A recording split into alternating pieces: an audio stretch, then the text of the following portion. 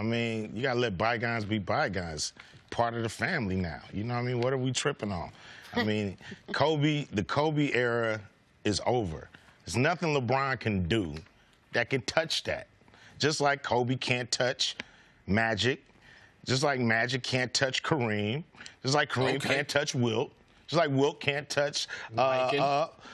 yeah, and Jerry West. So once you become a Laker and you do what you're supposed to do in a Laker uniform, you are cemented. And nothing's going to uproot that. Well, you might be the president unofficially of Laker Nation. You need to talk to some of these, what some folks call these Kobastani radicals. These folks, they don't want, they are angry about the best player in the league joining the Lakers. Why? Because of some, I think, fictitious rivalry between LeBron and Kobe. Like, they're not quite the same era. They never played each other in the finals. But there is, like, the fans have a bigger rivalry than the players ever did. Yeah, I don't understand. You know, I think these two different players that never really went at each other in the finals. I mean, the closest they've gotten to each other was crazy puppet commercials they used to do for Nike. So what's the problem? You know, both players are great in their own right. Both players did what they're supposed to do, and I don't understand the issue. Have you met with LeBron since he's been in L.A. yet? No. But you plan on? I don't know. I don't really. I like being a fan, man. I like. But you have relationships with all of them, though. Yeah, but I keep it as it happens organically. I keep it at a distance. Oh, and why is that? Because I want to be a fan. So you want to be able to say whatever you want to say? I want to be a fan. You know, I'm in all these industries. I'm behind the scenes on all these industries. And when it comes to the NBA and the NFL, I don't want to be. I just want to be just like, you know, the guy sitting in row 12. I just want to be a fan. Was it a full embrace of LeBron when you heard he was coming, or was there a small party that was like, oh, I wonder how he was going to feel and look and be in a Lakers uniform? I couldn't believe it. First of all, you know, when you hear that rumor, you want to put it out your mind. I heard the rumors about Shaq. You put it out your mind because if it don't happen, you don't want to be, you know, disappointed on that level. So I just didn't believe it was going to happen till it happened, but I'm happy. How good? I mean, who wouldn't be? I'm sorry to interrupt you. How good do you think the Lakers can be this year? I think the Lakers can make it. You know, I think they won 35 games last year. They should be able to add 10 to 15 more with LeBron, so that's pretty good. Because 10 wins, they probably that's fringe of the playoffs. There's a lot of folks that think the Lakers are going to struggle to make the playoffs. Personally, I think it's crazy. I think they would have been around a 500 team had they not added LeBron. So I think they're going to be closer to the 50s. Take Golden State out of it. Is there any other team in the West that you think the Lakers couldn't beat in this series? No, I think they could beat anybody. I mean, the Warriors is deep. You got a special team. And they're going to have to build up and figure out how to beat that team. But I think, you know, you could suit up against pretty much any team in the league and have a shot. There's tremendous excitement for sports in Los Angeles. Yes. People sometimes, they bang on Los Angeles as not a great town, but it is when the teams are great, L.A. is a great place to play. You got the Rams, they're booming. They got a talented roster, great young coach. How excited are you and people in Los Angeles to go to see LeBron play? Oh, man, extremely excited. And how long has it been since that type of excitement was there? I think that type of excitement was there. You know, the Shaq and Kobe years, that excitement was there. But even Powell and Kobe going to the finals brought a lot of excitement. But having every team in the mix. You know, now the Dodgers are good. You know, they went to the World Series last year. And then you have the Rams coming in and doing what they supposed to do, because if they wasn't making noise, they'd be in trouble, you know what I mean? But Can we talk about your other team, that $100 million coach? Oh, the Raiders. Yes, what about that? I don't know. What's going on over there? Man, how can you not talk to Khalil Mack?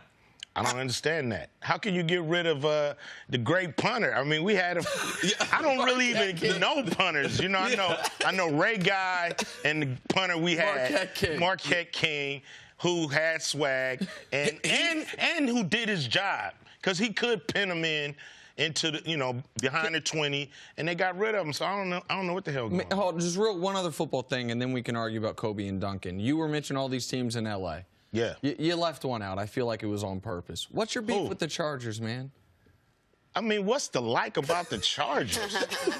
Oh my God, it's like having a cousin come move, you stay over and not go home. It's like when you leaving, man. When you leaving, man. You live with us now. I've never heard of Charger hate. Like, I know Raider fans got beef with the Broncos. Raider fans sometimes got beef with the team I root for, the Chiefs. Where did this Charger beef come from? Because they moved to L.A. We wouldn't even think about the Chargers. I mean, it's a big city. It ain't that big. I mean, to have enemies move in, I mean, it's a Ram Raider town. Really a Raider Ram town. So all your family members know you can come over, you can get a meal, maybe something to drink, but you got to go. You can't stay all. I mean, you can stay one night. Stay one night, maybe. But you got to go. You ain't got to go home, but you got to get the hell out of here. Your dislike of the Chargers is such a random. I got hate for the Clippers, too. For good. Why? Because they the Clippers. But then why they do you funked up the Staples Center and made us bad. So they took the juju. Yeah, man, they took our mojo, left the locker rooms funky. And that's why the Lakers are losing, because the Clippers are in the Staples Center. Okay. So y'all had to get the king to come in to break the curse. Hopefully they move them dudes. Take them to Seattle. Well, here's my beef. Here's my beef. What's my beef? Kawhi, man? Here's my beef. Yeah. The fact that it's so many cities that are dying to have a basketball team. Mm-hmm. You know what I'm saying? And we have one we don't need. Hey, man, there was a while there where the Clippers were the only reason there was an LA team in the playoffs. That was just... What? It was just... Lob City. Yeah, but it didn't amount to nothing. Well, it didn't amount to nothing. It was just a bunch of hype. So what would your conversation to Kawhi Leonard be next summer when he decides he's to debating leave? between Lakers Clippers or bust. I mean, you saw what happened to Chris Paul when he had to go to the Clippers. What happened to him? It's terrible.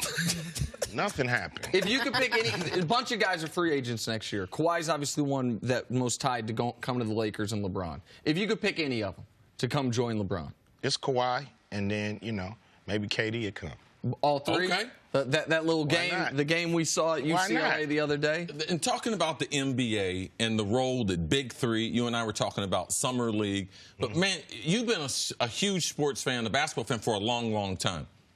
Is this the most popular that we have seen basketball as far as a national interest definitely since we've been adults? I think so. I think, somehow the NBA has really been able to crack a year-round interest. Yeah, where other sports, they go dark, and you can feel it when they go dark because you don't really hear about them. But the NBA, the last 3 to 4 years have really figured out how to make this a year-round thing, and then you add the Big Three in there, and these other leagues that's jumping off. It's just great to have basketball in the summer like this. All right, so it is evidently Kobe Bryant Day. I didn't know such a thing existed, but 8/24, those are his two numbers. All right, man, you sound like you got a little salt, man. No, for real. No, there is. No, there's no salt. For no reason. No, I'm just truth teller on this stuff. So just explain this to me, because you know how much I respect your opinion. So so you got two guys, Kobe and Duncan, same era, both same team for their entire careers. They got the same number of rings, but Duncan's got more MVPs. He's got more Finals MVPs. He's best player on a champion 4 times. Kobe's best player on a champion twice. Duncan never played with a guy quite like prime Shaquille O'Neal. So explain to me how Kobe was better. I just don't understand. Kobe, to me, is just, if I was starting a team and it was Tim Duncan standing there and it was Kobe Bryant, I would take Kobe Bryant 100% of the time, because he's the kind of athlete that you want to root for, to me. He's the kind of athlete that encompasses what a hero is to me. A guy that comes in and does his job and has no sympathy for anybody else on the court. To me, that's the kind of guys I like to see play. So it's a personal thing.